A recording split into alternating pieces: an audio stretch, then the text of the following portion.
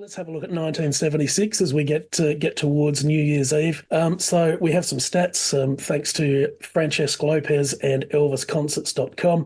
During the course of 1976, there were 127 shows, 9 road tours, 1 Vegas engagement, and 1 Tahoe engagement. There'd been a little instability in the TCB band. There were some lineup changes, and there were some fantastic shows during 1976. But I think we have to concede that there were also ones that weren't quite so memorable, or perhaps were memorable for the wrong reasons. But as we get to New Year's Eve at the end of 76, now this concluded a 5-night tour from December 27th through to New Year's Eve. They had just squeezed in a 5-night tour. And there's something very interesting about this tour, Gary, because it kind of, just for this brief moment in time, turned the clock back.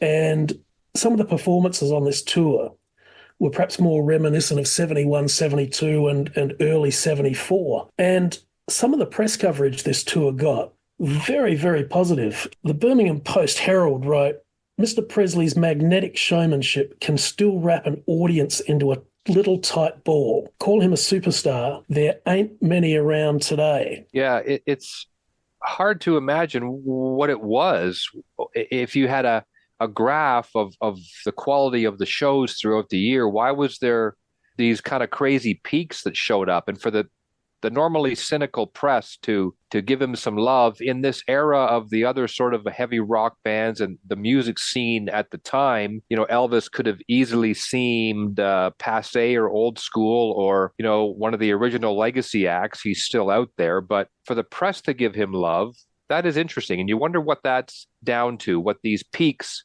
are down to, just his general health or his feeling or his mood or what. But I'm glad that we have them, certainly. And on that, the Birmingham News said Elvis was in good voice, good shape, good health, and good spirits. Wow. He'd lost weight and gained confidence. His act was full of humour, zest, and occasional beauty. And the Dallas Times-Herald, Elvis, make no mistake, is a phenomenon. No one else has gone 20 years perched at the peak. Alice Cooper and the vaudeville rockers may trail in the dust of Elvis's heels. Where superstars quickly burn themselves out, Elvis survives, spreading himself to new generations of fans. So